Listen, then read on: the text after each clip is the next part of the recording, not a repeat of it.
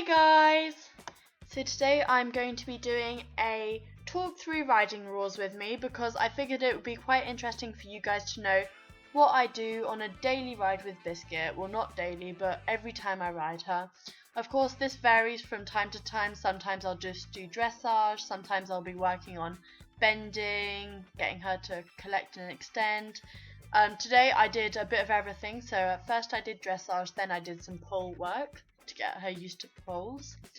So first what I do is I try and always make her do some straight lines because for the dressage test we need to do some straight lines, so just to get her used to walking straight ahead of her. So instead of using my reins, I try and do this as much as possible with my legs. So yeah.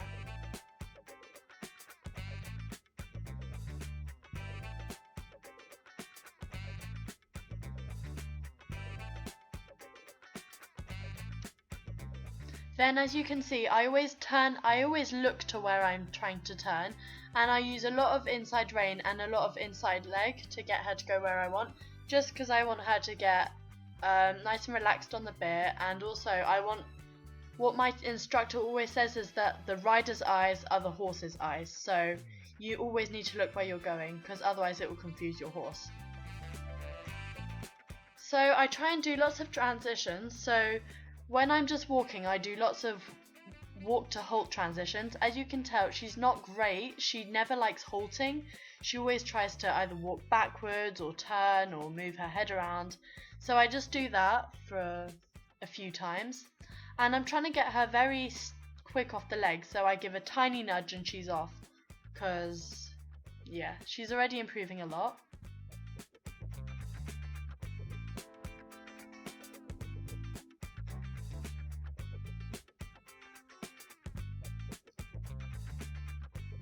So once again I just make her halt, and you see she tries to turn around, scratch herself on the post, and yeah.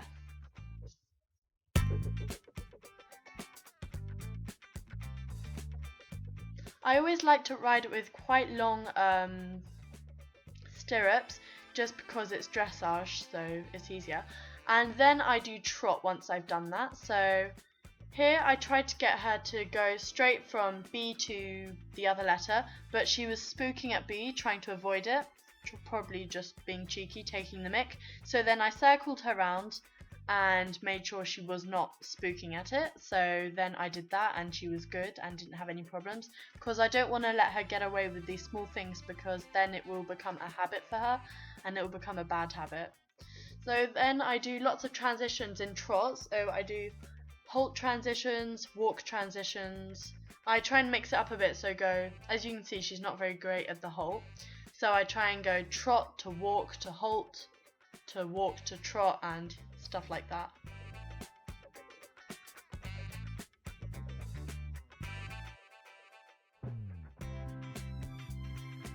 That's a perfect example when she starts walking backwards and starts getting quite annoyed because she doesn't want to halt. I don't like pull her reins. I don't like pulling her reins excessively. I just give these mini half halts so that it doesn't affect her mouth too much. And then when she's at a good halt, I then get her to trot again.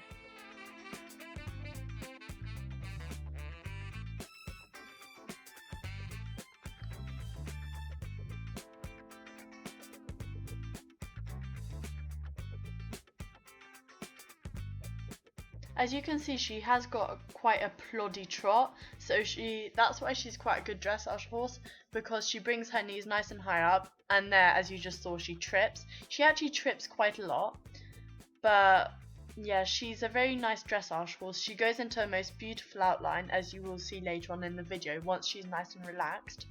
So then I do lots of circles. Here, the circles were not great, so I just made her redo them. It was partly my fault because the first time just there when I did it, I wasn't looking where I was going, and as I like to say, the rider's eyes are the horse's eyes.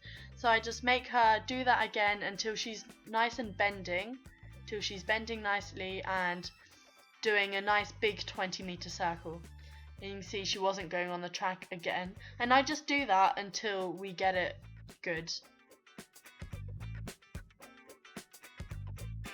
She's starting to put her head down a bit more, so she just like puts it down for a few seconds and then puts it back up, so that's the beginning of an outline. And then the way I like to get her to go nearer to the track is by looking to her outside ear and using loads of inside leg. And then as you can see, she's in a beautiful outline. This was about 10 minutes later, and this is where I tried to do another 20-meter circle. Look at her neck as it goes down. That's just a sign of relaxation and that she's really working nice and properly using her neck. And it's really beautiful. She looks really beautiful when she goes into an outline.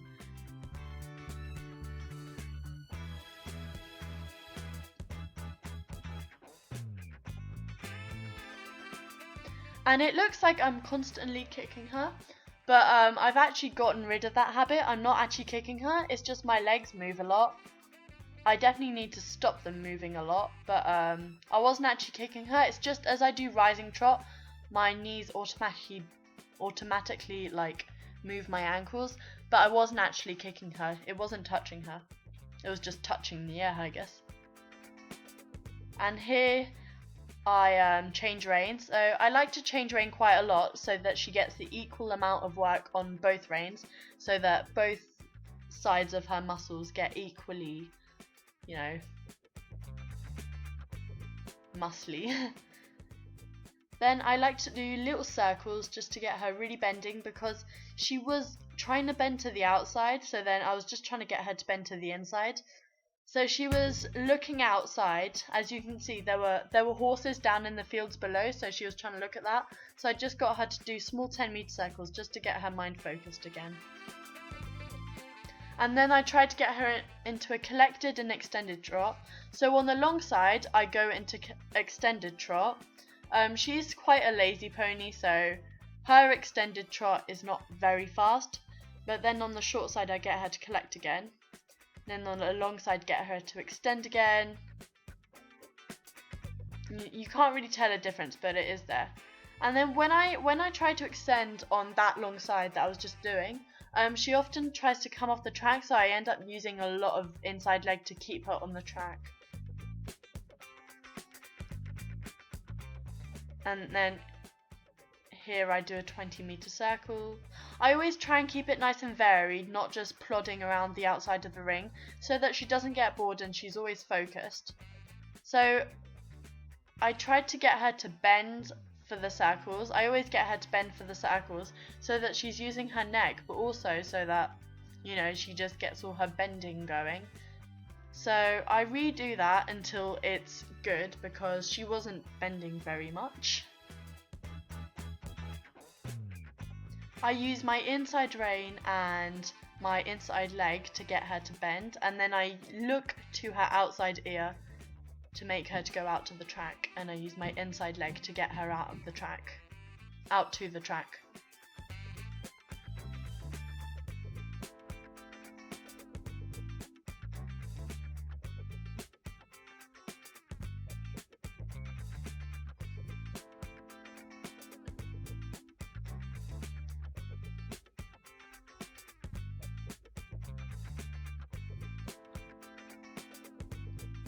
And actually, when I first started sharing her, she was very lazy, but now she's a lot less lazy.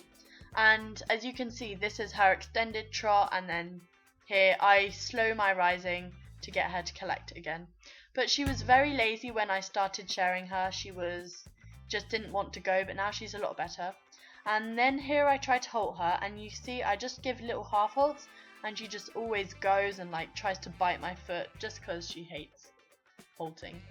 And my dad put his thumb in the way, so yay.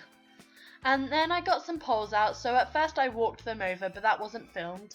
And then I trotted her over them. When I first started showing her, she was very wary of the poles. She didn't like to go over them, but I've been doing quite a lot of pole work with her, and now as you see, she just goes over them. I usually put them a lot closer together, and I usually put about 8 up so that she just goes 1, 2, 3, 4, 5, 6, 7, 8 over the poles. But here my dad was doing it and he couldn't really be bothered to get them all out. So yeah, she's doing very well with the poles. I'm hoping soon to turn it into a little cross pole, so like a mini jump. And if you didn't know why I don't canter, because I'm trying to get her to canter on hacks, because she is only very young and was quite recently broken in, she hasn't got the balance for canter, so whenever I try to get her to canter, she bucks and then she just loses her balance and she just can't canter. Well, she can, but it's very hard to get her into canter. So I'm just really doing it a lot in hacks so that I'm cantering her a lot on hacks so that she's used to cantering with a rider, and also on the lunge, my instructor lunges me, and then we canter on the lunge. She's fine with that. It's just in the school when she's alone like that.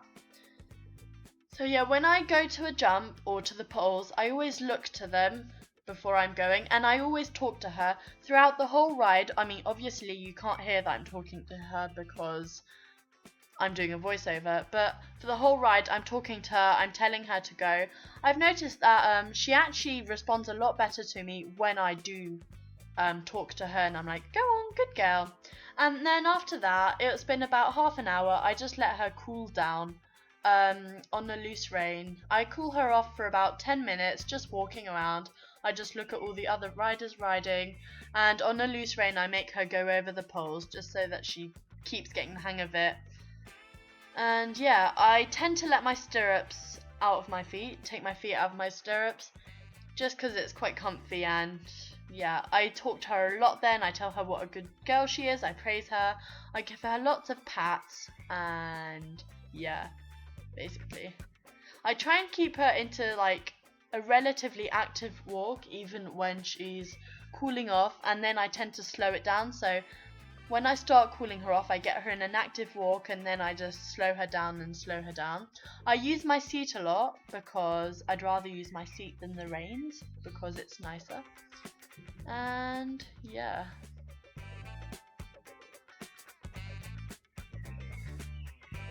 Just cooling off cash, you know. So then I dismount her, and then because it's getting into the summer, I take her directly into the summer fields. That was her rolling, that little brown thing in the corner. I tried to film that, but then got interrupted by River. And yeah, that is what I do usually. Obviously it depends if I'm in a lesson or what I'm doing and how she's feeling. And yeah, that was the video for today. I hope you enjoyed it. If you did, please give it a big thumbs up and I'll see you in my next one. Bye!